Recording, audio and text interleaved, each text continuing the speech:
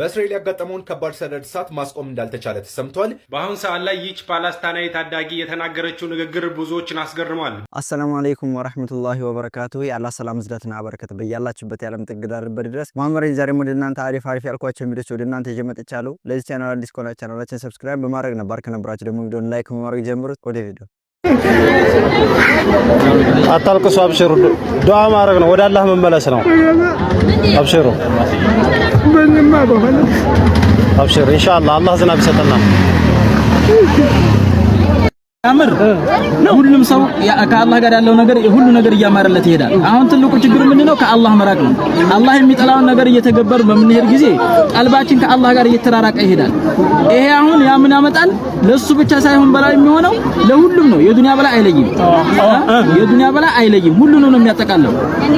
ነብዩ አለይሂ ሰላቱ ወሰላምን እናታችን አይታ ጠየቀቻቸው፣ ያ ረሱላህ እነ ሁሉም ዱንያ ባጠፋው ሁሉም ሰው ይጠፋል እንደ ስትላቸው፣ አዎ ግን ሁሉም ይبعث على نياتهم አሉ። የዛን ጊዜው መልቂያማ የሚቀሰቀሰው በንያው ልክ ይቀሰቀሳል።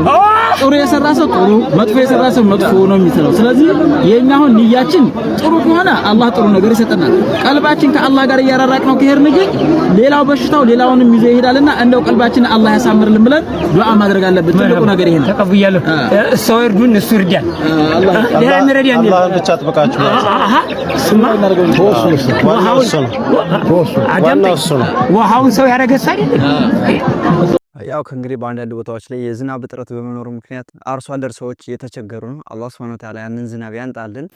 ለስድስት ቀናት ፀሐይ አላየንም ወይም ሰብተን እስከ ሳምንት ድረስ ከዕለታት አንድ ቀን ነቢያችን ዘላ አለይሂ ሰላቱ ወሰላም እሳቸው ሚንበር ላይ እንደወጡ ከመስጊዳቸው በር ባንደኛው በኩል አንድ ሰሃቢ ብቅ አለና እጁን አንስቶ ድምፁን አሰምቶ አንቱ የአላህ መላእክተኛ ንብረቶች ወደሙ፣ ዝናብ ጠፋ፣ መንገድ ተቋረጠ፣ ዱዓ ያድርጉልን አላቸው። እዛው ላይ ሆነው اللهم اغثنا اللهم اغثنا اللهم اغثنا ብለው ነብያችን አለይሂ ሰላቱ ወሰላም ሶስት ጊዜ ዱዓ ሲያደርጉ በሰማዩ ላይ ደመናም ሆነ ጭጋግ የሚታይ ነገር አልነበረም ነው የሚሉት ሰሃቢዩ። አንዲት ደመና ቋጠረች ሰማዩ ላይ ተስፋፋች ግራ ቀኝ፣ ወዲያውኑ ዘነበ መውጫ እስከሚጠፋ ድረስ። ፈለም ነራ ሸምሰ ሲተን ይላል። ለስድስት ቀናት ፀሐይ አላየንም ወይም ሰብተን እስከ ሳምንት ድረስ ዝናብ አላየንም፣ ማነው ፀሐይ አላየንም ይላሉ። በሳምንቱ ጁምዓ ነቢያችን ለኹጥባ ሚንበር ላይ እንዳሉ በዛው በር የሆነ ሰው ብቅ አለ፣ ድምፁን አነሳ። ነቢያችን አለይሂ ሰላቱ ወሰላም ያ ረሱላህ ሀለከት አልአምዋል ወንቀጠዐት السبل፣ እንደዚሁ ንብረቶች ወደሙ፣ መንገድ ተቋረጠ፣ ዝናብ በዛ፣ መውጫ መግቢያ ጠፋ ብሎ ነው የጠየቃቸው። ዱዓ ያድርጉልን። እጃቸውን አነሱ። اللهم حوالينا ولا علينا፣ በዙሪያችን አድርግልን በላያችን ላይ አታድርግብን ብለው ይህን የተመለከተ ዱዓ በሰፊው አደረጉ። اللهم على الضراب والآكام ومنابت الشجر وبطون الأودية የመሳሰሉትን ዱዓዎቻቸውን አደረጉ። ዝናቡ አቆመ። እድለኞቹ የሚመለሱበት ሰው ዱዓ የሚያስደርጉት ሰው አላቸው። ወዳው ዝናብ ለምኖ አላህ የሚሰጠው ወዳው ዝናቡን ደግሞ አስቀምጥልን ሲሉ የሚያቆምላቸው። ሱብሃንአላህ። እንግዲህ አላህ Subhanahu Wa Ta'ala ዱዓችንን ተቀብሎን እኛንም ዝናብ በሚያስፈልግበት ሰዓት ዝናብን፣ ፀሐይ በሚያስፈልግበት ሰዓት ፀሐይን ይስጠን።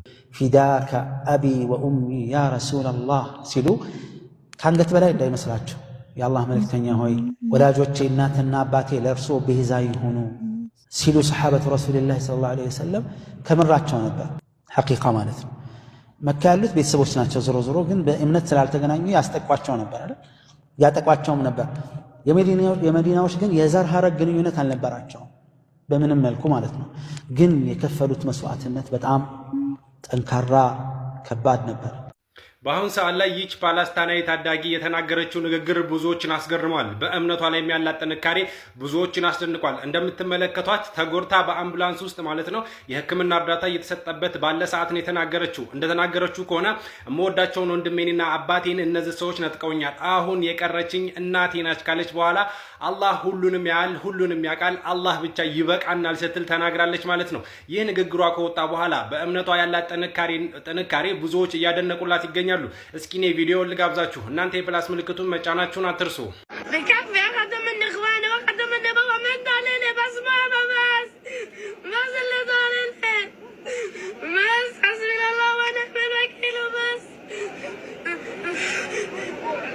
ያ አላህ ከእንግዲህ አላህ የእነዚህን ህፃናት ለቅሶ አይቶ በደላቸውን አይቶ መልስ እንዲሰጥ ወደ ሁላችንም ዱዓ ማድረግ አለብን። በእስራኤል ያጋጠመውን ከባድ ሰደድ እሳት ማስቆም እንዳልተቻለ ተሰምቷል። እሳቱን ተከትሎ ከኢየሩሳሌም ወደ ቴል አቪቭ የሚወስደው ዋና አውራ ጎዳና ተዘግቷል። እሳቱ በፈጣን ንፋስ እንደዚሁም ደግሞ ደረቃማ የአየር ሁኔታ እየታገዘ እየተስፋፋ መሆኑ ተሰምቷል። የአውሮፓ ሀገራት የሆኑት ጣሊያን፣ ክሮሺያም እስራኤልን ለማገዝ አውሮፕላኖቻቸውን ወደ ስፍራው ልከዋል። በተጨማሪነት በነገው ዕለት እስራኤል ልታከብረው የነበረውን የጀግና ወታደሮቿን ቀን እንድትሰርዝ አስገድዷታል። አልሐምዱሊላህ ያያችሁ ነው። ከእንግዲህ ደግሞ እኮ ልታከብረው የነበረውን በዓል ሰማችሁ። የእስራኤል የጀግና ወታደሮች በዓል አስቡት። ህጻናትን ስለገደሉ ንጹሃንን ስለገደሉ ጀግና ተብሎ ለነሱ በዓል ሊከበርላቸው ነው። በዚህ ደረጃ ውርደትና ዝቅጠት እኔ እንደው ተገቢ ነው ብዬ አላስብም። አላህ ሱብሓነሁ ወተዓላ ለፍልስጤሞች ነጻነትን ያንጣልን። እንዲሮችን ከሰው ጋር እያነጻጸርን አይደለም እናስተያየው። አላህ ይሰማላው፣ ያያላው፣ ይናገራላው፣ ያውቃላው። ግን ሲያውቅ አንጎል ምናምን እያልክ እንደኛ ከሰው ጋር አታገናኘውም። ይሄ ማይንድ ምናምን አንጎል ምናምን ሰለብራል ሜዱላ ምናምን እያልክ የምትፈላሰፍ ከሆነ አደጋ አለው። ያ ምንድን ነው? ተሽቢህ ይባላል። አላህን ከፍጡር ጋር ማመሳሰል ይባላል። አላህ ይሰማል፣ አዎ። ይናገራል፣ አዎ። ያያል፣ አዎ። ያውቃል፣ አዎ። ግን ከፍጥረት ጋር የሚመሳሰል አይደለም። አላህ ከአርሽ በላይ ነው፣ አዎ። በቃ ይሄ ነው እምነታችን። ግልጽ ነው። አላህ ከፍጥረታት ይፈልጋል? አይፈልግም። የማይፈልግ ከሆነ ለምን አቅጣጫን ተጠቀመ? በላይ የሚለውን ነገር ከላይ የሚለውን ነገር እኮ ለመፈለጉ ማስረጃ መሆን አይችልማ። እሱማ ለምሳሌ አላህ ይመለካል አይደለ? አምልኮ ይቀበላል ከሰው። ከፍጥረት የማይፈልግ ከሆነ ለምን አምልኮ ይቀበላል? ፍጥረቱ ለፍጡራኑ ስለሚጠቅም ነው እንጂ ለሱ አይጠቅም እኮ። ለምን ይቀበላል? ለምን ይቀበላል? አምልኮ ለምን ይቀበላል? ትእዛዝ ስላደረገበት ነው። አምልኮ እንደዛ ነው አምልኮ እንጂ ከፍጥረቱ ስለፈለገ ብላ አትልም። አንተ ስታንዳርድ አታወጣለትም። እሱ በሚፈልገው መልኩ ፈጥረዋል። እሱ በቁርአን ላይ ባሰባው ኢስባት በወሰፈው ወስፍ ካላህ ከአርሽ በላይ መሆኑን ከነገረ ከአርሽ በላይ ስለሆነ ብቻ ከፍጥረቱ ይፈልጋል ብለህ ድምዳሜ ላይ ለምን ትደርሳለህ? ፋላሲ ነው ይሄ፣ ሎጂካል ፋላሲ ነው የተሰራው። አሁን እኮ ማለት ነው እኔ እኮ ጥያቄ ያለው አሁን አርህማን ወአርሽቷ እቀበለዋለሁ፣ ግዴታዬም ነው መቀበልም። አርህማን ወአርሽቷ የመረረኝም ቢሆን ውጧለሁ። አርህማን ወአርሽቷ ከፍጥረቱ ይፈልጋል አያስብልማ። ከፍጥረቱ ይፈልጋል ካልክማ ኮዝ ኤንድ ኢፌክት ውስጥ ልትገባ ነው። ያ ደግሞ አያዋጣም በራሱ አንደኛ ነገር ማለት ነው።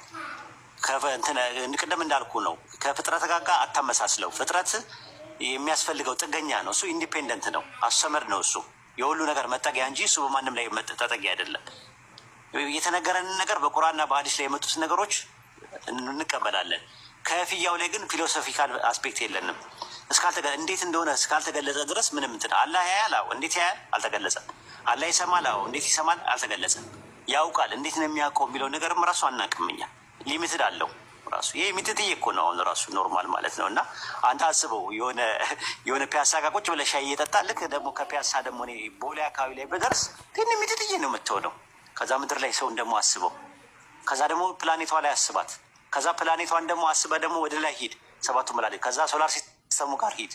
ከዛ ወደ ጋላክሲ ሂድ። ከዛ ወደ ክላስተር ሂድ። ወደ ማን ነው ምንድን ነው ሚልኬ ጋላክሲ ጋር ሂድ። ከዛ በኋላ ምን ክላስተር ጋር ሂድ። ከዛ ዩኒቨርሱ ጋር ሂድ። ዩኒቨርሱ ደግሞ መልቲቨርስ የሚባል ኮንሴፕት አለ፣ አለማት የሚባሉ አለ። ይሄን የፈጠረ አምላክ ይቺ ሚጢጥየዋ ወሂድ፣ ይሄ ሚጢጥየዋ ወንድሜ አንተ ያንን ኮምፕሬንድ ማድረግ አንችልም። ያ ፍጥረትን ከፍጥረት በላይ የሆነው የዓለማቱን ጌታ በቁርአንና በሐዲስ ላይ በወሰበበት ወስፍና ባሰባበት ኢስባት ነው የምንቀበለው። በቃ ከዛ የዘለለ ነገር የለም። በዝምታ የታለፉ ነገሮችን በዝምታ ነው የምናልፈው። ፊሎሶፊካል አስፔክት ከመጣ ሎጂካል በመጣ ሎጂክን በሎጂክ ማፍረስ ይቻላል፣ እንዳሁኑ ማለት ነው። አፍ ራሱ መቆላለፉ ላይ ይቻላል። ግን ምንም የሚጠቅመው ነገር የለም። ለአንተ ለህይወት የሚጠቅም ነገር፣ ለዱንያ ላይ የሚጠቅም ነገር አህካሞች ምንድናቸው? እንዴት ነው መኖር አለብህ? እንዴት መስገድ አለብህ? እንዴት መጾም አለብህ? ዱንያ ላይ እያለ እንዴት ነው የምትኖረው? ለቀጣዩ ዓለም ምንድን ነው የሚያስፈልገው የሚለውን ነገር ተቀምጦላል ቁርአንና ሐዲስ ላይ ማለት ነው። ቁርአንና ሐዲስ ላይ የተቀመጡ ነገሮች 3 ናቸው። 3 ጥያቄዎች የሚመስሉ ነው። ከየት መጣው፣ ለምን መጣውና ወዴት እሄዳለሁ። ከምን መጣው ስትል ስለ ክሬሽን ነው የሚያወራው፣ አፈጣጠረን ያወራል። ከዛ በኋላ ደግሞ ለምን መጣው የሚለውን ደግሞ ሬቬሌሽን ነው፣ አላህን ለማምለክ ነው። እንዴት እንደምታመልከው ሬቬሌሽኑ ላይ ታገኘዋል። ከዛ በኋላ ደግሞ ወዴት እሄዳለሁ ስትል ደግሞ መጨረሻ ላይ ዴስቲኔሽንን ነው፣ ሳሊቬሽን ነው፣ ስለ መዳን ነው የሚያወራው። ቁርአን 3 ነገሮችን ነው። ክሬሽን ላይ በጣም አተኩሮ ያወራል፣ ሬቬሌሽን ላይ በጣም አተኩሮ ያወራል፣ ሳሊቬሽን ላይ በጣም አተኩሮ ያወራል። እነዚህ 3ቱን ነገሮች ከያዝክ ትሻገራለህ። በተረፈ ይሄ ያው የምታመጣቸው ነገሮች እንደዚህ የምጠይቃቸው ኢልሙል ከላም የሆነ ሰዓት ላይ ግሪክ እና የሮም ፍልስፍናዎችን አምጥተው ከእስልምና ጋር ለማጽረህ አልተሳካላቸውም። እነሱ እነ ሙተዚላ እነ ጀህሚዮች የሚባሉት እነ ማትሪዲያ ምናምን አሻሪ ምናምን የሚባሉ እንትኖች በአንድ ወቅት የነበረው አቂዳ ላይ የነበረው አቋም በጣም አደገኛ ነገሮች አሉ። ሞር ፊሎሶፊካል የሆነ አስፔክት ነው። ለዛ ነው ገብቷል። ቁርአንና ሐዲስ ላይ በመጣበት በተወሰበበት ኮንቴክስቹዋል በሆነ አፕሮች፣ ቴክስቹዋል በሆነ አፕሮች፣ ግራማቲካል በሆነ አፕሮች እና የሂስቶሪካል በሆነ አፕሮች መቀበል ነው ያለብህ። እሺ አሁን እኔ እንደዚህ አይነት ጥያቄ ላይ ከምጠይቅ እንደዚህ ከየት መጣው፣ ለምን መጣው፣ ወዴት ነው የሚሄደው የሚለውን እዛ ላይ አጥንቼ እዛ ላይ ብቻ መስራት አለብኝ። ምን አልከኝ? ከየት ነው የመጣሁት፣ ለምንድን ነው የምኖረው፣ አላማዬ፣ እንደገና የምሄድበት አላማስ ወዴት ነው የሚሄደው የሚለውን ነገር እነዚህ አላማ አድርጌ መኖር ያለብኝ ነው። እንደዚህ አይነት ጥያቄ ማንሳት የለብኝም። ማንኛውም ጥያቄ ስጠይቅ ጥያቄ የምጠይቀው የጥያቄ ፎንጋ የለውም እኛ ጋር ሙስሊሞች ጋር ስትመጣ ማለት ነው። በተለይ እዚህ ቤት ስትመጣ አሁን ጥያቄውን ጠይቃል እኮ መልሰን እንልሃል።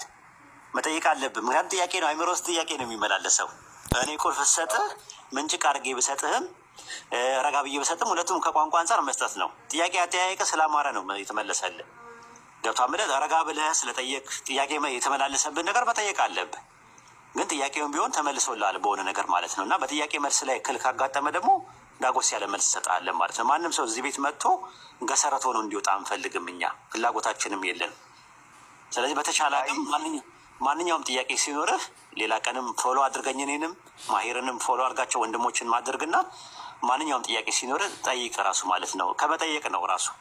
ይሄ እንደነ ጃቢር አይነት አሁን የምታያቸው ሰዎች በአንድ ወቅት ይጠይቁ ነበር ማለት ነው። ዛሬ ላይ እነ ጃቢር ሺ በከንፉ ሺ በአክናፉ የሚባሉት በአንድ ወቅት በመጠየቃቸው ምክንያት ነው። ከመጠየቅ ደግሞ ከጉሊት ወደ ጉልላት፣ ከባርነት ወደ አርነት በመስለሜ ነብዩ መሐመድ ሰለላሁ ዐለይሂ ወሰለምን አተረፍኩ እንጂ ኢየሱስ ክርስቶስን አላጣሁም ነበር ያሉት። በምስሉ ላይ የምትመለከቷቸው ጆሴፍ ስቴስ ወይም ደግሞ ዩሱፍ ስቴስ በአሜሪካ የክርስቲያን ቅኝ ክንፍ አክራሪ መኖሪያ ከሚባለው ግዛት ቴክሳስ ውስጥ የካቶሊክ ክርስቲያን ሰባኪ ቄስ ነበሩ።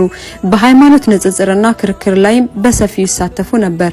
በአንድ ወቅት ከግብጻዊ ሼህ ጋር በነበራቸው የሃይማኖት ክርክር ላይ ለተነሱ ጥያቄዎች መልስ ማቅረብ ባለመቻላቸው እጅ በመስጠት እስልምናን አምነው ይቀበላሉ። ዩሱፍ እስልምናን ከተቀበሉ በኋላ ነበር እንደዚህም ያሉት፣ በእስልምና ውስጥ ነብዩ መሐመድ ሰለላሁ ዐለይሂ ወሰለምን አተረፍኩ እንጂ ኢየሱስ ክርስቶስን አላጣሁትም ብለው የተናገሩት። ዩሱፍ አሁን ላይ ዓለም አቀፍ ዳዒ ሲሆኑ ለብዙ ካቶሊክ እምነት ተከታዮች እስልምናን በመቀበል ሰበብ የሆኑ ናቸው። እስካሁን ከ22000 በላይ ሰዎችን ወደ እስልምና መርተዋል። ለየት ብሎ የሚታየው ትዕይንት ደግሞ በ2008 ላይ ጀርመን ውስጥ በተካሄደው ኮንፈረንስ ላይ በአንድ ቀን ብቻ 1.250 ጀርመናዊ እስልምናን እንዲቀበሉ ማድረጋቸው ነው። አላሁ አክበር። አልহামዱሊላሂ ረቢል ዓለሚን። ገና ከዚህም በላይ እንበዛለን። ይህንን ቪዲዮ ሁላችሁ ሙስሊሞች ሼር፣ ሪፖስት፣ ኮፒ ሊንክ እያደረጋችሁ በደንብ አድርጋችሁ አዳርሱልኝ። ኢንሻአላህ እንበዛለን።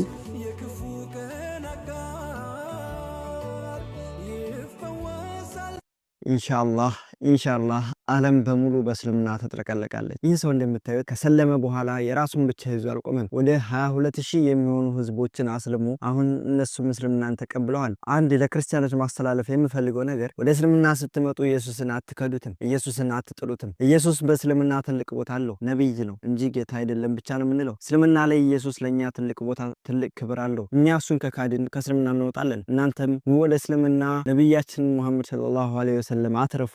ኢሳንም ማለት ኢየሱስንም ያዙ የሚለው መልእክት ማስተላለፍ ፈልጋለሁ። ስሜም ሙሐመድ ሆኗል ሙሐመድ ብለህ ጥራኛ ነው። የሰለመው እኮ ከዛቻው በፊት እኮ አይደለም፣ ታፍሩበታላችሁ ከተባለ በፊት እኮ አይደለም። ላ ከተዛተ በኋላ ነው የሰለመው። ይህ ወንድማችን ሙሐመድ ብለህ ጥራኝ ማን ያልኩ ሙሐመድ አስባለው ማለት ነው። ጨዋታው አለቀ خلاص። ታፍሩበታላችሁ የምትሉትን ነገር እንኳን እኛ ተወልደን ያደግንበት ቀርቶ ሐቅን ፈልገው በርብረው ያገኙ ወንድሞቻችን የሚወዱት ስም ነው፣ የሚኮሩበት ስም ነው።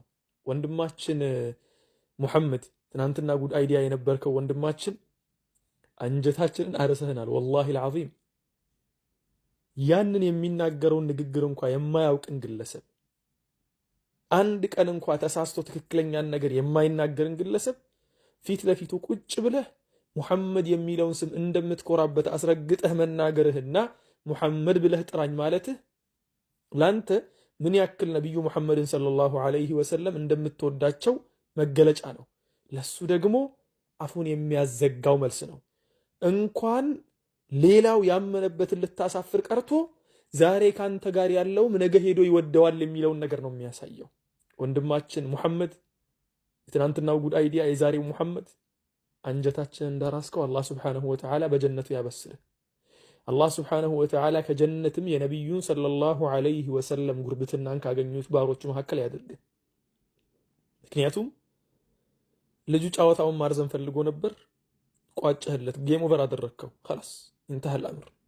ለጥላቻ ይስሩ፣ እኛ ደግሞ ብርሃንን ለመግለጽ ማህበረሰቡን ሐቅን ለማሳየት ወንድማችን ሙሐመድንም ጨምሮ ሁላችሁም ትናንትና ስትፈልጉ ያገኛችሁትን እውነታን ለማሳየት እየለፋችሁን ያላችሁት። እሱ ግን ዛሬም ጥመቱ ላይ ተቀምጦ በዚያ ላይ ሰዎችን ገደል ለመክተት እየተጣጣረን ያለው።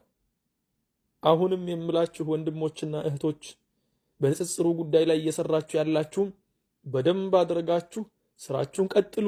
ዳዕዋውን እንዳሁኑ ስርዓት በተሞላበት መልኩ ቀጥሉ። የልጁ ጉዳይ እንደሆነ በህግ የተያዘ ጉዳይ ስለሆነ ኢንሻአላህ የሱ በህግ ያልቃል። ወላኪን እሱ የጀመረው ጨዋታ በሱ ሜዳ ላይ ተጠናቋል። ሊላሂል ሐምዱ ወልሚና። ሰላሙ አለይኩም ወራህመቱላሂ ወበረካቱሁ። ወአለይኩም ሰላም ወራህመቱላሂ ወበረካቱሁ። ያው ከእንግዲህ ጉዳይ እንዳያት ሰለመ ብዬ ከዚህ በፊት ቪዲዮ ሰርቼ ነበር። አልሐምዱሊላህ ከዛ በኋላ መስጂድ ላይ ስሙን ሙሐመድ ብለው አውጥተውለት ነበር እንዳጋጣሚ። ከዛ ንጽጽር ሜዳ ላይ ከመጣ በኋላ ስሜ ሙሐመድ ይባላል ሙሐመድ ብለህ ጥራኝ ስሜን ማን አልኩህ ሙሐመድ አስብሎታል። አልሐምዱሊላህ ያው ከእንግዲህ እነሱ በዚህ ስም የምናፈር ይመስላቸዋል። ነገር ግን እኛ አልሐምዱሊላህ የሚያስደስተን ስምና በዓለም ላይ ትልቅ ደረጃን የያዘ ስም ነው፣ ክብር ያለው ስም ነው። አላህ ሱብሓነሁ ወተዓላ ለሌሎችም ሂዳያን ይስጣቸው እያልን ሂዳያን እንመኛለን። ሙስሊሞችን እንደ ጫት ያወደማቸው ነገር የለም ከሽርክና ከቢድዓ ቀጥሎ። አስገራሚው ደግሞ አንዳንድ እነሸህ ደፋሩ አሉ። እነሸህ እንደሻው ካባ ለብሰው ጫትን ይቀሙት የነበረው እንደ ቅምሻ ነበር የነሱ ሐል። አብዛኞቹን ስናያቸው ጫትን ማን ነው ሐራም ያለው? ወተትን እኮ 2 ሊትር ብትጠጣው እኮ አለርጂ ይሆንብሃል። አላሁ አክበር። እሱማ እኮ በደል ላይ እኮ 3 ብትጠጣው እኮ ያዞርሃል እኮ ነው አይደለም? ተመን አላህ ያሳይ። ምን ሊሰሩ ነው ስትል ምንም የሚሰሩት ነገር የለም። ቀጭ ቀጭ ነው ይለዋል፣ አቀጭጮ ይጥላቸዋል። ቢዝነስ ነው፣ ወርቅ የማተም ያህል ስለሆነ አብቃዮቹ ለሰው ልጅ ህይወት ያዝ ነው በለው። ያኔ ቅማል ጉበቱ ታመመ ይባላል። ማታ ችግር ፈጠረ ይባላል አልጋ ላይ። ለምን እንደ ጫት ደግሞ የወንድ ልጅ ስሜት የሚገላል እንዴ? ጀማዓ ሰላት ይከብደዋል መምጣት። ያው አሁን ላይ በየጎዳናው ላይ ቀሚስ ለብሰህ ከሄድክ ጫት ነው እናንካ ጫት ነው የሚባልበት ደረጃ ደርሰናል። አላህ ብቻ ይህን ነገር ያስወግድልን። ጫት የእስልምና መገለጫ አይደለም። ይህንን እንድታውቁ እንፈልጋለን። በተለይ ንጽጽር ቪዲዮዎችን የምታዩ ሰዎች የዛሬው ቪዲዮችን ይመስል ነበር። በቀጣይ እስከምንገናኝ ድረስ ወሰላሙ አለይኩም ወራህመቱላሂ ወበረካቱ።